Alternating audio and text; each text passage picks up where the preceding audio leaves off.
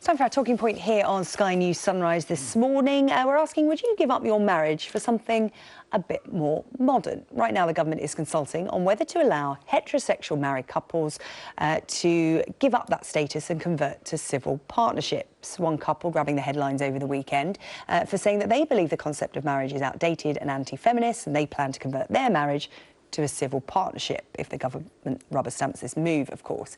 We're asking this morning, do you agree with that? Would you like to make the switch? At Sky News, #Sunrise, to let us know. Here to talk it over, we have Martin Lowe, the chair of the Civil Partnerships Campaign, and alongside him, Andrea Williams from Christian Concern and Christian Legal Centre. Good morning to you both.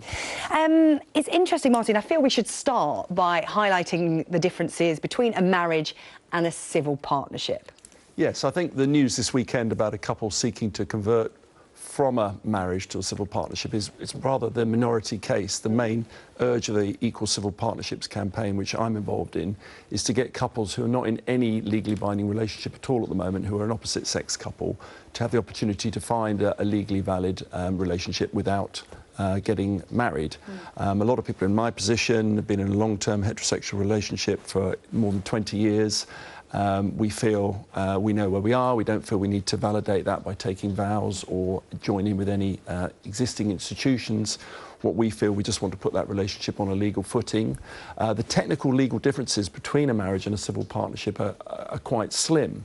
It's more the emotional, social expectations and cultural baggage that comes with a marriage as opposed to a civil partnership, which is a much more lighter, modern legal construct, which a lot of people want to go for. It's interesting, isn't it, Andrea? Nowadays, people want to choose how they formalise their union or their partnership, whether it be marriage in a church, in a registry office, civil partnership, or just cohabiting, which, you know, many people do as well.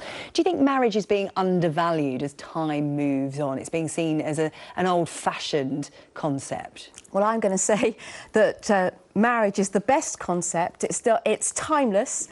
It's not there for the whim of a fashion. It works, and that's why it's important. The state doesn't make marriage. We make marriage. I, of course, as someone from Christian Concern, would say that God gave us marriage, but that it's been a beautiful institution that has served all societies well.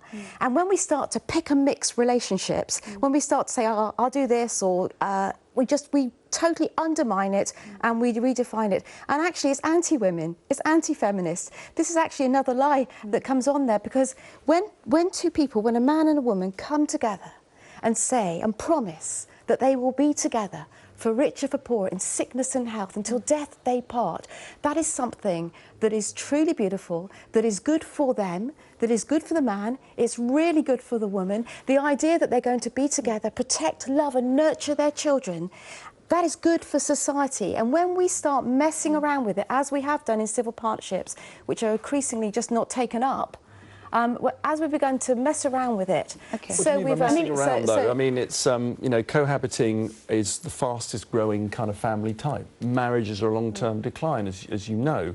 You have to work with the reality of where society is today. The 3 million cohabiting couples of Britain today, 1.6 million children involved. They are not getting married. That's a point of fact. But they could. Civil partnerships give them an alternative. But is it not important to have an option outside of religion? Because, you know, getting married in a church, you both have to believe in that religion. And if we're all going to be honest here, I know people who have got married in a church just to get married. They've gone through the process of, you know, going to marriage counselling with the local priest and going to church every Sunday.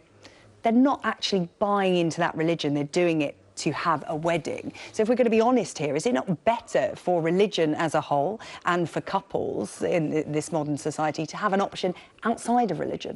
Well, just because something is founded in Christianity doesn't then make it a write-off for the rest of society. Because if it is good, and if what it's pointing us to is something that helps society to really work and to flourish, helps relationships to flourish, and helps children to be safe and secure within them, then that's something that's why the state and the law has historically been interested in it, because they know that it provides the best protection for women and for men and for children. Okay, well, in saying that, you're saying that the relationship I'm in for 28 years with my partner, which I regard as stable, and with my children, in some way I'm not providing them with protection, which, you know, in these days of diversification and choice, you know, could be taken as somewhat offensive because I feel my family is in a stable environment and we've made that choice. And you've chosen it. And you've chosen it, and you are, and you've just come back from a wonderful holiday, and that's what you've chosen.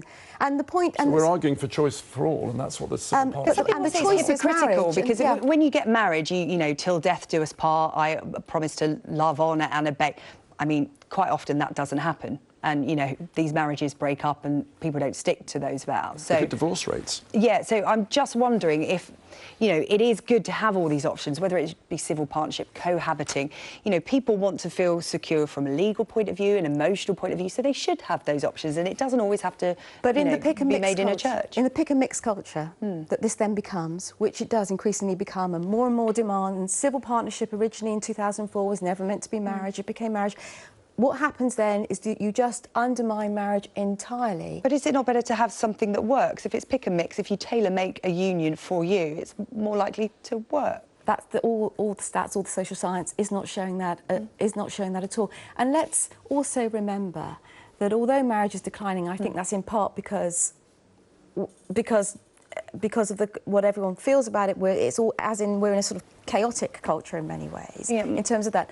But the point about it, we have to remember that many marriages really do work. Of course they do, but Martin, I'd be interested to get your take on that. You know, the decline of marriage, do you think it's because people are getting other options? Well, I think that's right. I mean, obviously, Andrea's from her organisation will, of course, defend marriage and Christian marriage, and that's understandable. And the Equal Civil Partnership campaign, which I'm involved in, and if people are interested, they can search for us on Facebook or online. The law about civil partnerships for opposite sex or mixed sex couples, as we call them, is going to change. It's going to come into being by the end of this year, and there will be thousands of couples joining in on that. We already have that evidence from the response to our own database and our own campaigns. So that choice is coming. It's very popular. I don't think you can put the genie back in the bottle. It fits the way a lot of people work today. It's worth also mentioning a lot of our members and supporters are divorcees in middle age who've already been through a marriage, and they're actually saying, why tempt fate again? Why go through that again? It didn't work for me last time around. I want a legal footing from a relationship. Let's go for a civil partnership. OK, Martin, Andrea, really good to talk to you about civil partnerships and marriage. At Sky News, #Sunrise for your views as that move by the government goes into consultations, same-sex, mixed-sex couples, civil partnerships to be made open to them as well. Thank you very much for your time this morning. Thank you.